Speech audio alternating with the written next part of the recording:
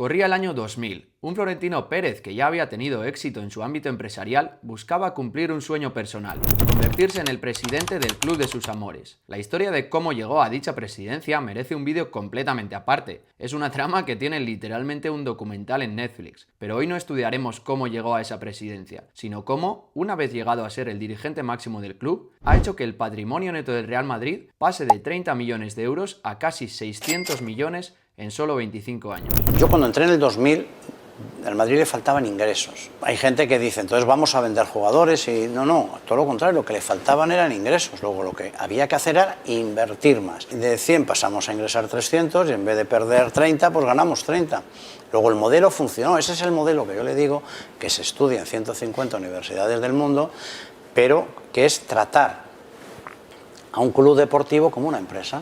Cuando Florentino Pérez ganó las elecciones en ese año 2000, el Real Madrid tenía un patrimonio neto de 30 millones de euros. Durante el inicio de su mandato, como él mismo explica en el vídeo que acabamos de ver, su estrategia empresarial fue clara: tratar a un club deportivo como a una empresa privada. Según su opinión, al club en ese momento le faltaban ingresos, y cuando a una empresa le faltan ingresos, no desinvierte, sino que generalmente, si quiere crecer, hace todo lo contrario. Por ejemplo, una fábrica puede invertir en una máquina nueva si quiere ofrecer mejores productos, una empresa que se dedica al ámbito más comercial puede invertir más en marketing si quiere conseguir más clientes, o una empresa de servicios puede invertir en más personal si quiere ofrecer mejores servicios. En el caso del Real Madrid, Florentino tenía claro cuál era su principal activo: los jugadores de fútbol, y la idea era invertir en más jugadores para conseguir más notoriedad y más éxitos deportivos. Y vaya que si lo hizo, ya que entre el año 2000 y el 2003 fichó a los famosos galácticos, entre ellos Figo, Zidane, Beckham o Ronaldo. Sin embargo, para poder hacer este tipo de inversiones hacen falta dos cosas. La primera, que los dirigentes principales confíen y apuesten en que ese proyecto vaya a salir bien. Y desde luego que Florentino tenía fe en su propio proyecto. Y la segunda, que en una empresa o en un club donde las finanzas no van del todo bien, es un poco más complicada, ya que tiene que haber alguien que pague la fiesta, es decir, alguien que financie ese proyecto. En este caso hubo varias fuentes de financiación, como veremos posteriormente, pero una de ellas fue la financiación bancaria. El Real Madrid, estando en una situación complicada, solicitó unos 120 millones de euros a los bancos a los inicios de la era de Florentino. Generalmente, si no hay garantías de que una empresa, o en este caso un club, vaya a devolver todo ese dinero, no habrá entidades financieras dispuestas a prestarlo,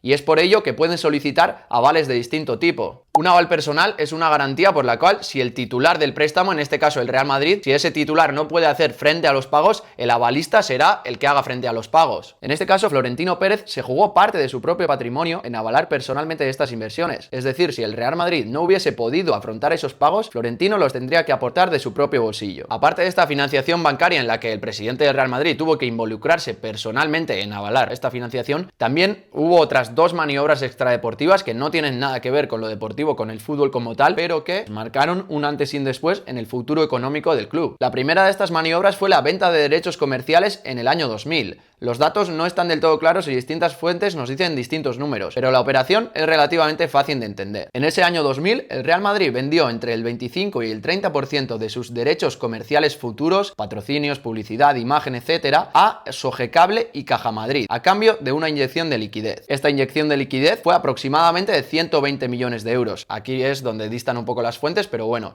nos podemos quedar más o menos con este número. Y esto sirvió, junto a la financiación bancaria que hemos mencionado antes, para financiar toda esta era de los galácticos. Tampoco está del todo claro en las fuentes que he podido mirar si lo que vendió fue una parte de estos derechos como tal o una participación de una empresa que era el titular de estos derechos. Independientemente de una cosa u otra, la operación fue temporal. El Real Madrid recuperó esta parte de sus derechos comerciales, este 25-30%, unos 7 años más tarde, es decir, la operación que hizo, vendió más o menos el 25 o el 30% de sus derechos comerciales de los próximos 7 años por 120 millones de euros. Para los que estéis más o menos puestos en el tema, habréis visto que esta operación tiene bastantes similitudes con algunas operaciones que ha estado realizando el Barça últimamente, como por ejemplo la operación de Barça Studios. Además, el tema de Barça Studios ha tenido bastante más revuelo porque ha tenido complicaciones con el tema de los impagos, con el tema de qué es exactamente lo que se ha vendido y demás, pero bueno, podríamos afirmar que el Real Madrid estaba vendiendo o tirando de estas palancas desde hace bastantes años. La segunda operación o maniobra extradeportiva que hizo el Real Madrid a inicios del siglo XXI fue la famosa recalificación de los suelos de su ciudad deportiva. El Real Madrid logró en el año 2001 la recalificación de los terrenos de su antigua ciudad deportiva, situados en pleno Paseo de la Castellana, pasando de ser un suelo deportivo a un suelo comercial y de oficinas. Una recalificación de suelos de este tipo significa que en el terreno donde antes no se podían construir rascacielos, a partir de ese momento sí que se va a poder hacer.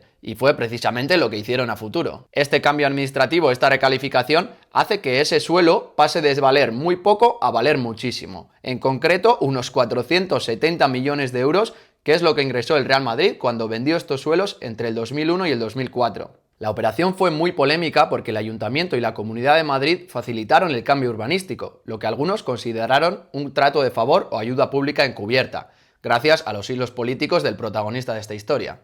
A pesar de todas las críticas, la Comisión Europea la estudió en el año 2004 y la consideró completamente legal. En el vídeo que hemos visto antes, Florentino Pérez remarcaba que consiguió que los ingresos del club incrementaran significativamente, pero estas tres operaciones que hemos mencionado no tienen nada que ver con ese incremento de ingresos, al menos contablemente. Florentino Pérez hablaba de los ingresos operativos del club, estos que veis en pantalla. Todos estos ingresos, por mucho que sean ventas, por mucho que les vaya a entrar dinero al Real Madrid, y aunque suene un poco contraintuitivo, no forman parte de ese incremento de ingresos operativos, ya que son, por una parte, financiaciones, es decir, dinero que recibes del club, y esto ni siquiera se traslada en los ingresos como tal del club, y las otras partes se considerarían operaciones extradeportivas, lo que en todo caso irían en ingresos extraordinarios, pero en ningún caso estas tres operaciones han formado parte de ese incremento de ingresos operativos del club. No lo hacen directamente o contablemente, digamos, porque lo que sí que hacen, y de forma bastante significativa además, es mejorar el balance general del club, la situación financiera general, lo que le permite al club invertir en más jugadores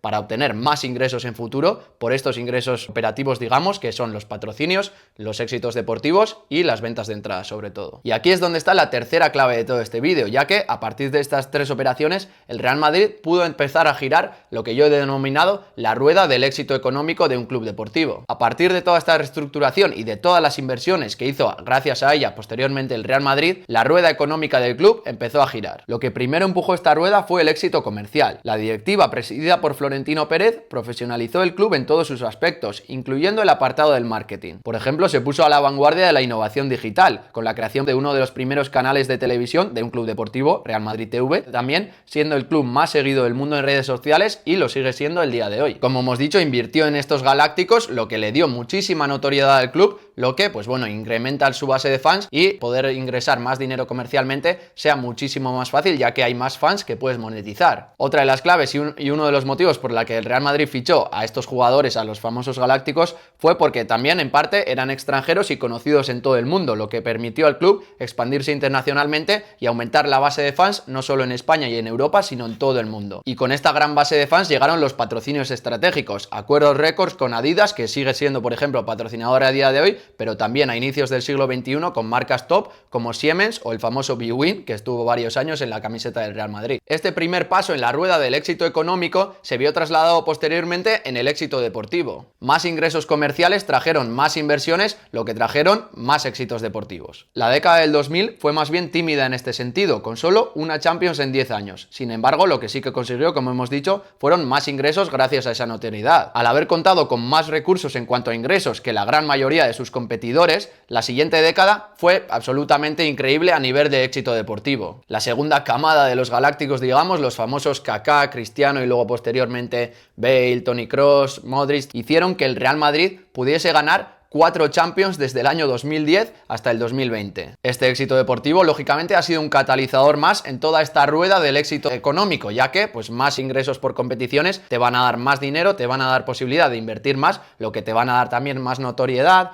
más éxito comercial, más ingresos, mayor inversión en jugadores y más éxitos deportivos. Por lo que ya veis que la rueda no para de girar. La última macroinversión del Real Madrid ha sido el nuevo estadio Santiago Bernabéu, lo que será también otro catalizador que hará que la rueda siga girando. Por ejemplo, también incrementando los ingresos por ticketing. Toda esta rueda de éxito económico, acompañado también de una estructura de balance relativamente saneada, ha llevado al Real Madrid a ingresar más de 1.000 millones en la temporada 2023-2024 y a tener un patrimonio neto de 600 millones de euros. Ambos números siendo récords históricos de cualquier club de fútbol en toda la historia. Y con todas las inversiones de jugadores que sigue haciendo, con todo el marketing que también sigue optimizando en toda esta rueda y también lógicamente con el nuevo Santiago Bernabéu, podríamos esperar que este club siga batiendo récords en años futuros. Poco más por mi parte, espero que si habéis llegado hasta aquí apoyéis un poco el vídeo, también tenéis vídeos similares en mi canal y nos vemos en el siguiente vídeo. Un saludo.